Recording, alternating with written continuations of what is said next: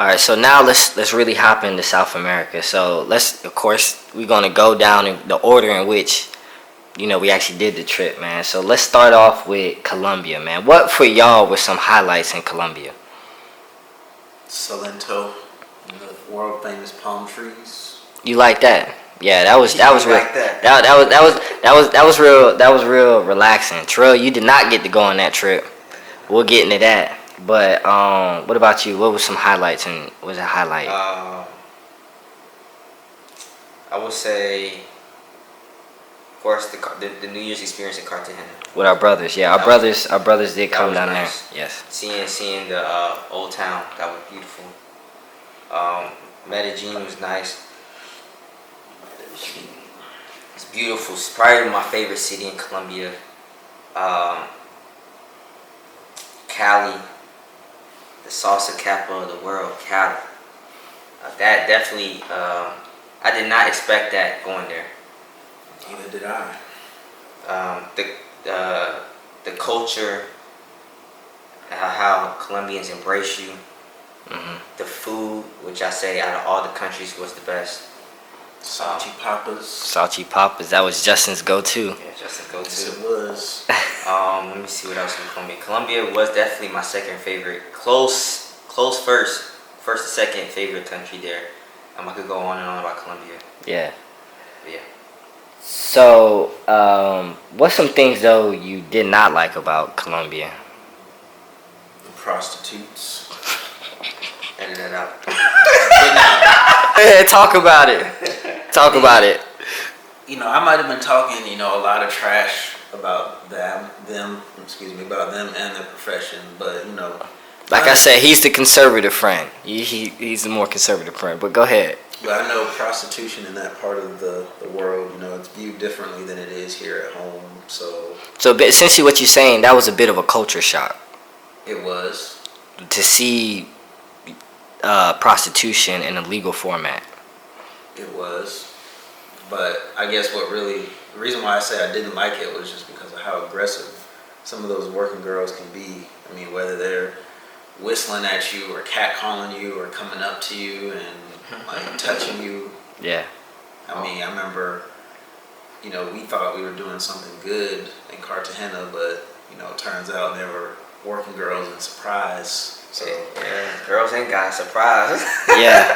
I mean, that's how Cartagena is, man. Cartagena is a lot of working girls there. It's a lot of just people asking you for stuff in general. It's a lot of people trying to sell you stuff. So just be prepared for that when you go to Cartagena. It's really difficult to walk down the street without somebody asking you for something, whether if it's a working girl, if it's some kids, if it's somebody trying to sell you on a tour. After a while, it does definitely get annoying. What about you, Terrell? What's some things you didn't like about Colombia?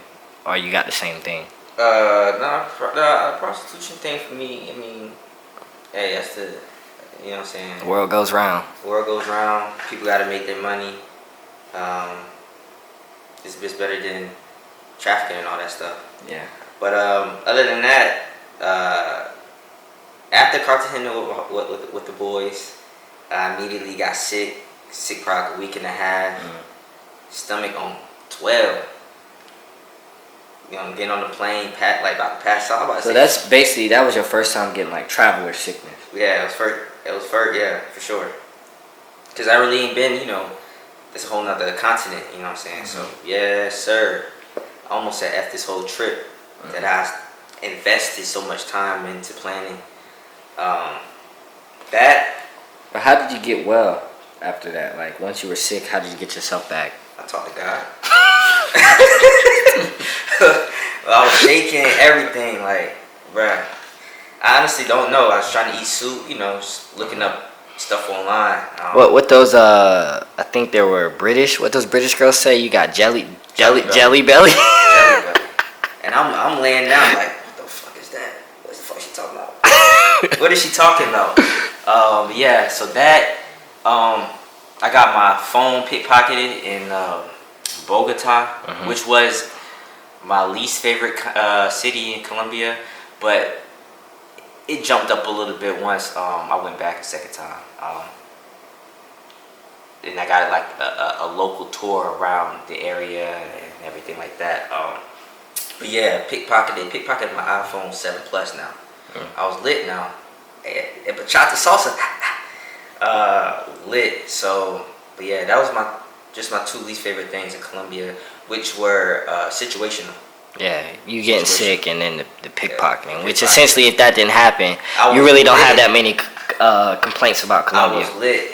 I was never that lit, but I was lit. So, Well, just stay aware of that. one thing for me, and one thing I realized in Cartagena and Colombia in general was an issue that's going down in South America still at this very moment is the situation in Venezuela where they are trying to rise up against a socialist dictator who really has their countries in shambles, and it's in result of that a lot of Venezuelans are displaced right now in Colombia.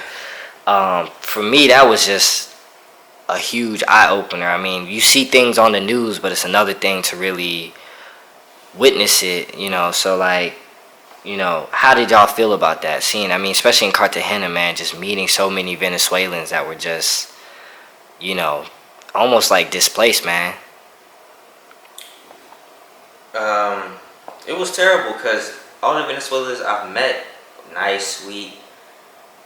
Even everything that's going on in their country, they talk about how beautiful their country is, and they really take pride in being a Venezuelan.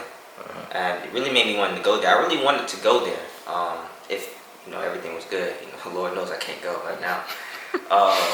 But yeah, so seeing them, we went to what was that city? The last city in Colombia. Pialis. Nah, it was La Paz. you talking about the where we crossed the border? Yeah, Yeah, it was Pialis, wasn't it? I think this. I wrote that down It's too. La Paz or something like that. No, that's in Bolivia. La Paz, yeah, La Paz is in Bolivia. Sorry, guys. Yeah, Ipiales was the church. Tolcan. Toca? Tolcan. Oh, Tolacan. Tolcan. Remember, it's the closest city to the border of Ecuador. So we went to Ipiales for the church.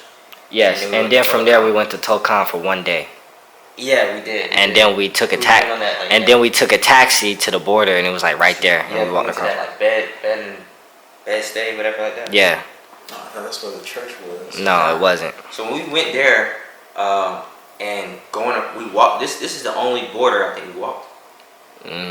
For the most part, yeah, like we literally We walked literally walked walked across the border. So we got to the border to transfer. They had one for just everybody else. You know what I'm saying? That was going Europeans, the U.S., other people from South America. And then they had Venezuelans, just in their own. They had their own line. Long line. People like they've been sleeping there. There for weeks. Yeah, there for weeks. I don't know, to get food. They was getting checked for Diseases and stuff. vaccinations, Yeah. diseases just to get implemented into to Colombia. Just seeing them. Or most of them were trying to go to Ecuador. Oh yeah, Ecuador. Yeah. Because we were Yeah, passing. most of them are there We to were go to passing, Ecuador. Yeah, trying to go to Ecuador. Yeah, it was sad, man. Yeah. Seeing to see people like that. Seeing people, mothers, daughters, little kids. The guy there, what he say? Families. He said usually he said that was a slow day. He said Yeah. some days it's 500 of them at the border Yeah, it take them a long time. It took us probably 10 minutes. to cross the border. And that was because we was in a line. It take them hours, not weeks. And we seen Venezuelans as we crossed the border, every border, just trying to make it, just to have a living because their country is in shambles. Probably all the way to Argentina, Yeah. which is Colombia's up here, Argentina's all the way down here. But yeah, it was definitely an eye opener for sure.